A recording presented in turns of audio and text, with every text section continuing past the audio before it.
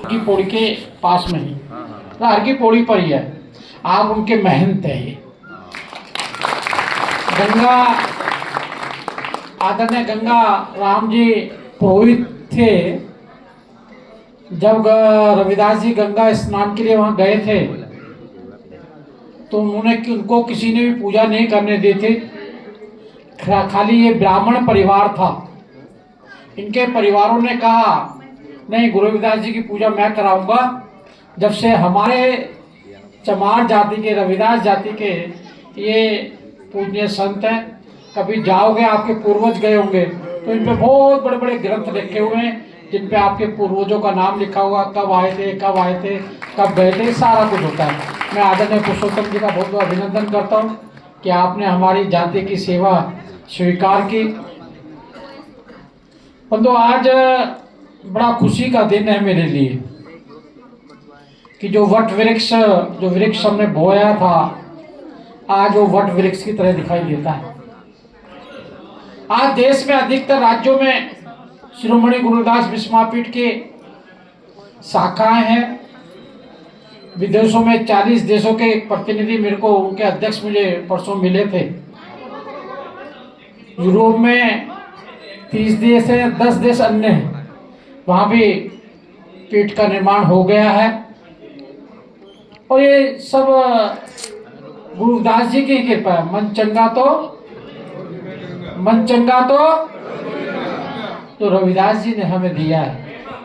और मैं मान के चलता हूं, कहता भी हूं, एक कर्म योगी संत अगर कोई है जिन्हों को भगवान को पाने के लिए, ईश्वर को पाने के लिए, शक्तियां लेने के लिए किसी वन में तपस्या के लिए नहीं जाना पड़ा, उनको सब कुछ पाने के लिए एक पवित्र मन की आवश्यकता थी, सच्चे मन की आवश्यकता थी।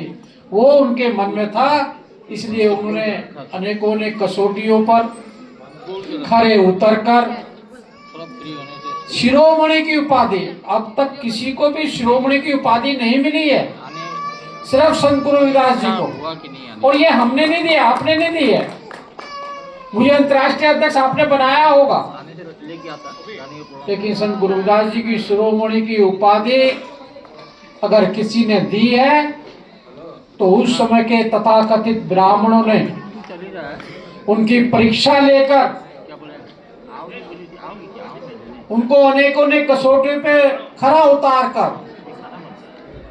कंपटीशन कराकर गंगा के घाट पे एक प्रतियोगिता रखी उन्होंने सबने मिलकर कि जो अपनी मूर्ति को गंगा के अंदर तरा देगा वो शिरोमणि कहलाएगा।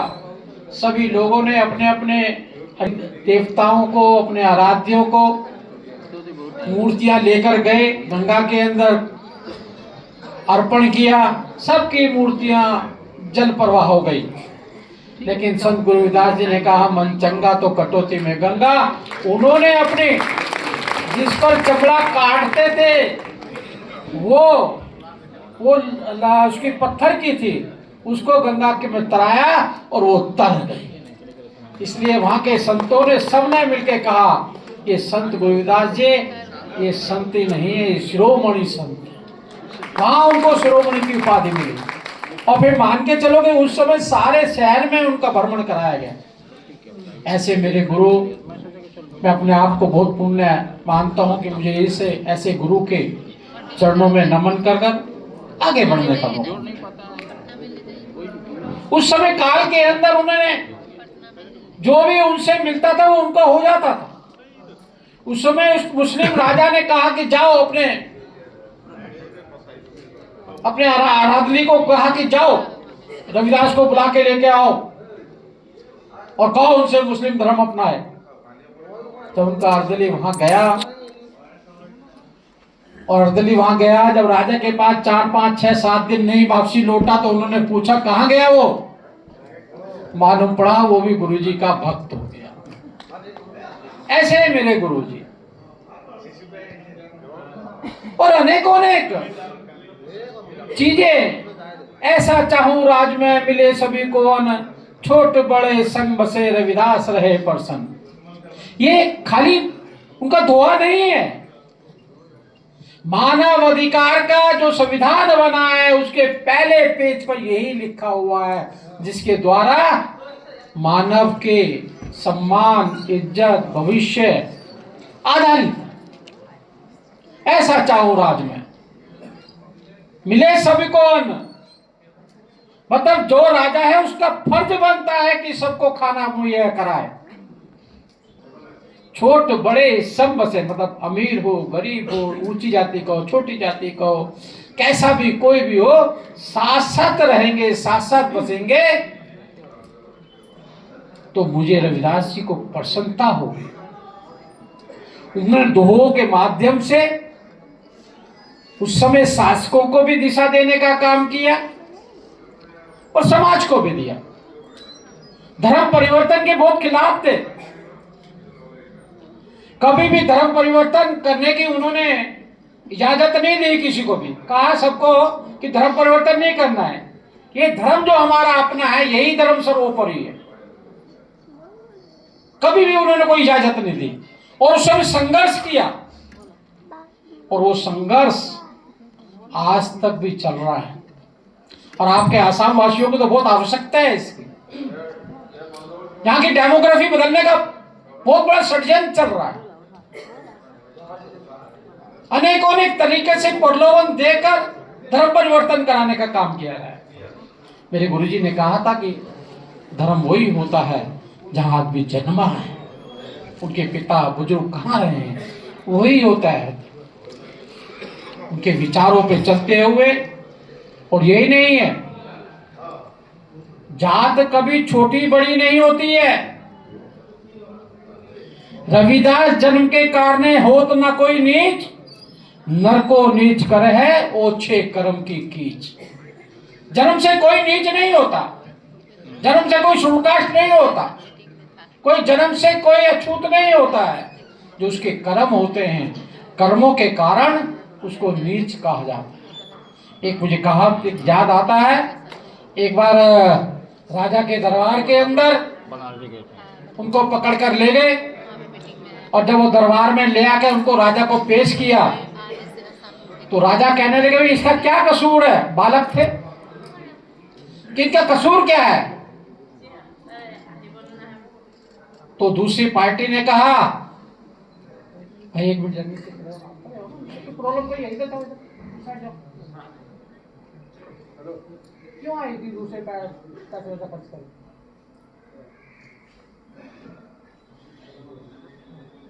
तो क्या कसूर है इस बालक का। तो दूसरी पार्टी ने कहा साहब इसका कसूर है, ये टीका लगाता है और जनेऊ डालता है। कहने टीका लगाता है और जनेऊ डालता है तो फिर कसूर क्या हो गया। कहने साहब ये नीच जाति का है। तो रविदास जी ने कहा नीच जाति क्या होती है भाई। कहने जो चमड़े का सामान बनाता है वो नीच होता है। तो रविदास जी ने क्या जवाब दिया, जो सोने का बनाता है सुनार कहलाता है, जो माटी के बनाता है कुमार कहलाता है, वो चमड़े का सामान जो बनाता है वो चमार कहलाता है। और चमड़े के सामान मैं ही नहीं बनाता, चमड़े के सामान तो भगवान भी बनाता है। ये इंसान सब चमड़े के बनाए हुए हैं भगवान के। अगर भगवान भी चमार है तो मुझे चमार कहलाने में कोई फर्क नहीं पड़ता। ऐसे परम संत अनेकों ने कसौटियां उनकी हैं, और उस समय हमने नहीं लिखी। फिर बार बार बोल रहा हूं, खुरालगढ़ में एक बहुत बड़ा मंदिर है, अभी वहां की सरकार ने, हमारी सरकार थी जब ने 100 करोड़ के अंदर बहुत बड़ा मंदिर वहां पे बनाया है। मैं वहां पर गया, जाकर देखा मैंने। उसके पास एक गांव में भी है, गांव में भी गया, वहां चक्की भी रखी है जिसमें रविदास जी को कैद करके रखा गया था। उन्होंने गेहूं पीसा था। कारण क्या था, वहां का राजा नास्तिक था, और नास्तिक होने के कारण वहां भुखमरी चल रही थी, अकाल पड़ा हुआ था। तो रविदास जी की एक सेविका और राजा की बहन थी, उनकी सेविका थी रविदास जी की। उन्होंने कहा महाराज जी हमारे खुरालगढ़ आ जाओ, बहुत अकाल पड़ा हुआ है, लोग परेशान हैं, दुखी हैं, भूखमरी बढ़ गई है, तो रविदास जी चले गए। वहां जाकर खुरालगढ़ के अंदर जब राजा को मालूम पड़ा यहाँ तो पहले ही भुखमरी पड़ी, एक संत और आ गया खाना खाने के, उन्होंने उठा के उसको जेल में डाल दिया और जेल में उनको सजा दे कि आप ये चक्की चलाओगे और गेहूं दे दिया, थोड़ा सा अनाज पीसो उसको, और दरबारी लगा दिया कि ये भाग ना जाए, बाहर नहीं निकलना चाहिए। संत रविदास जी वो गेहूं डाला, जो भी अनाज था पीसते रहे पीसते रहे पीसते रहे पीसते रहे। रात को जब दरबार जो बाहर चौकीदार खड़ा था उसका देखा कि रविदास कहीं भाग तो नहीं गया, तो देखा वहां तो पिसे हुए अनाज का ढेर लगा हुआ है, मैंने तो थोड़ा सा दिया था, वहां तो पिस पिस के ढेर लग गया है। वो भागा भागा राजा के यहाँ गया। राजा वो कोई मामूली संत नहीं है रविदास, वो तो महान संत है। ऐसे ऐसे घटना मैंने देखी है, जितना गेहूं तुमने दिया उससे तो 10 गुना उन्होंने पीस के रख दिया है। राजा भागा भागा आया, देखा उनके चरणों में लेट गया, माफी मांगने लगा। तो जब उसने माफी मांगी तो रविदास जी ने कहा, मांगो, क्या मांगते हो? कहे प्रभु मांगना क्या है, पानी का अकाल है, पानी दे दो। कहना ठीक है, मैं जा रहा हूं, अब मेरे पीछे पीछे आ जाओ और जहां तक तुम मेरे साथ आओगे वहां तक तो आपको पानी पानी पानी दिखाई देगा, और जहां तुमने मुड़कर देखा वो पानी बंद हो जाएगा। और आज भी खुरालगढ़ के अंदर आप जाओगे, उस रविदास मंदिर के अंदर जहां बना हुआ है, पानी कहां से निकलता है पता नहीं।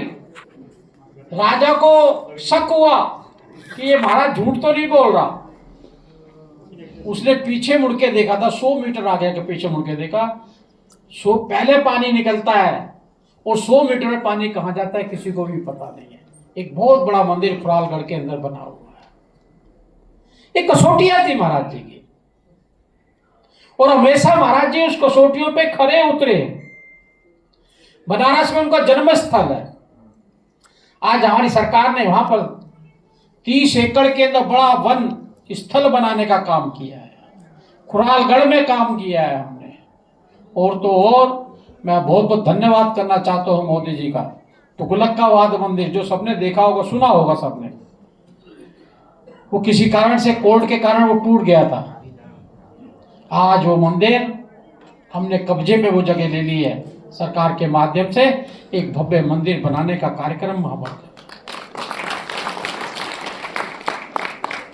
उस समय रविदास जी की वाणी, रविदास जी के विचार, रविदास जी के लोग जो भक्त थे, उनके भक्त देखिएगा आप, मीरा रविदास जी की भक्त थी। मेवाड़ के 56 राजा उनके भक्त थे। और एक बार उनको खुराल, ये आपने कभी गए हो उदयपुर, वहां पे रविदास जी का अंतिम समय बीता है, मीरा का मंदिर है, वो किला है वहां पर उदयपुर के अंदर, चित्तौड़गढ़। तो मीरा जी ने उनको बुलाया था, तो वहां पर उन्होंने अंतिम सांस ली थी। वहां पर भी जब उनको बैठाया गया, भंडारा हुआ, मीरा ने भंडारा लगाया, मैं वहां पे गुरु जी को बैठाया, तो सब कहने लगे नहीं नहीं गुरु जी को अलग बैठाओ, इनको ये छूत है।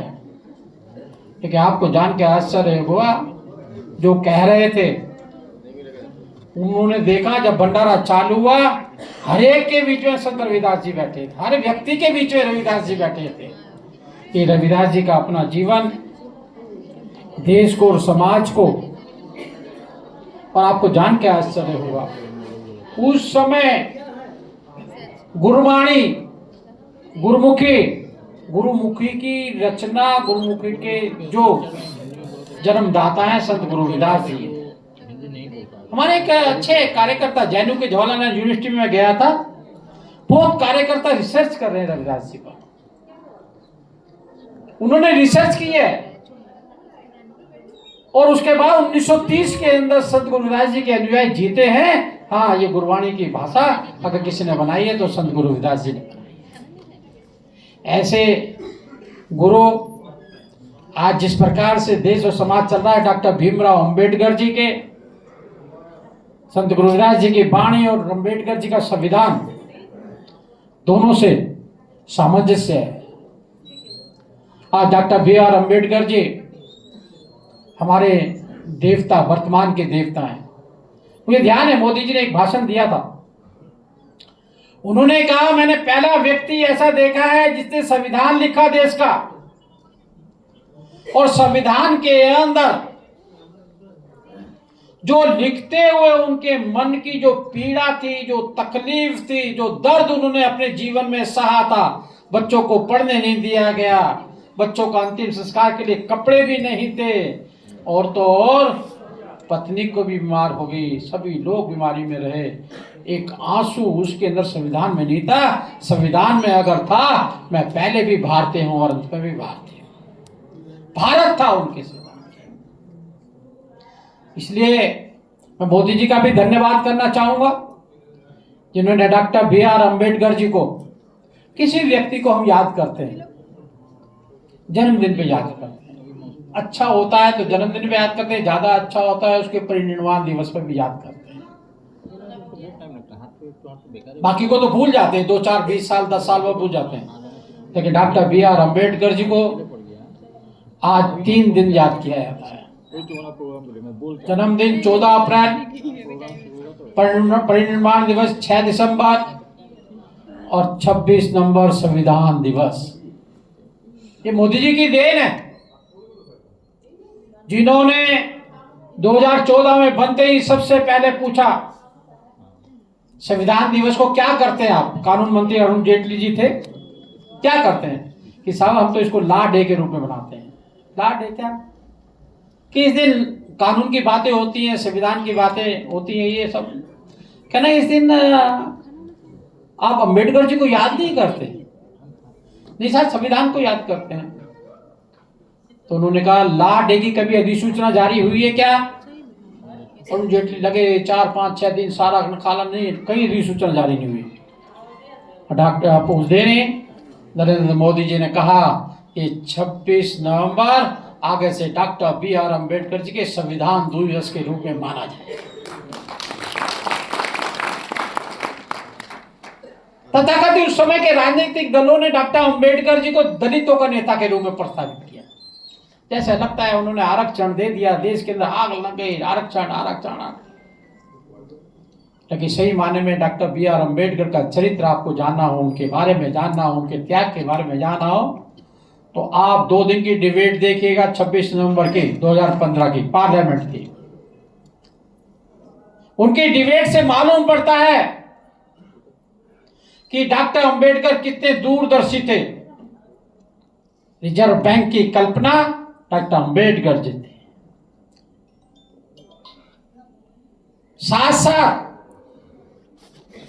जो नोटों की बंदी है उस टाइम डॉक्टर अम्बेडकर जी ने कहा 10 साल में बदलने चाहिए, नहीं किसी के स्टोर में पड़े रहेंगे, गरीबों के काम नहीं आएंगे। इलेक्शन कमीशन, पानी और श्रम मंत्रालय के मंत्री थे, पानी की कैसी स्थिति होनी चाहिए, हीराकुंड डैम, भाखड़ा डैम, सब डैमों के निर्माण के अंदर मैं गया था, अपने रतनलाल कटारी जी मंत्री थे जल के, उन्होंने दिखाया बुकलेट जल बोर्ड उसकी, जल मंत्रालय की, उसमें साफ साफ लिखा हुआ है, डॉक्टर अम्बेडकर जी का कोड किया हुआ है। आज श्रमिक लोग हैं, मजदूर जो लोग हैं, उनको 8 घंटे काम करना पड़ेगा, बाकी ओवर टाइम मिलेगा, 1 दिन की छुट्टी मिलेगी, अपने के लिए लड़ाई झगड़ा करना, यूनियन करने का काम भी वो कर सकते हैं। अगर देन है श्रमिकों की, मजदूरों की, डॉक्टर अम्बेडकर जी है। महिलाओं को बराबर का हक मिलना चाहिए, ये डॉक्टर अम्बेडकर जी की देन है। पहले मंत्री थे जो महिला को बराबर का हक मिलना चाहिए, जब सरकार ने नहीं दिया तो इस्तीफा देकर बाहर आ गए। मुझे बड़ा गौरव होता है कि हमारे 2 महापुरुष संत गुरुदास जी और डॉक्टर बी.आर. अम्बेडकर जी ने प्राथमिकता पर देश को आगे बढ़ाने का काम किया है। उन्होंने उस समय भी कहा था आरक्षण होना चाहिए, लेकिन हमारी आर्थिक स्थिति हमारी मजबूत होनी चाहिए, हमारी अर्थव्यवस्था मजबूत होनी चाहिए, उस अर्थव्यवस्था में सबका सहभागिता होना चाहिए। और इसलिए लाल किले से प्रधानमंत्री को भी कहना पड़ा कि मैं दलितों को नौकरी मांगने वाला नहीं, नौकरी देने वाला बनाना चाहता हूं।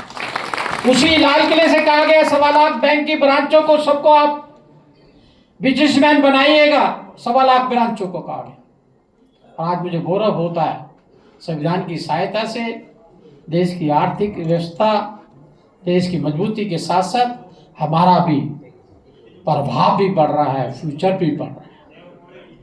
और हम उसी दिशा में, उसी भाषा में विचार में जा रहे हैं कि पहले भी भारतीय थे, हम लोग बहुत बोलते हैं पहले ये था, पहले ये था, बीच में मैं इसको मानता हूँ, बाद में इसको मानता हूँ। नहीं, एक ही भारत माता के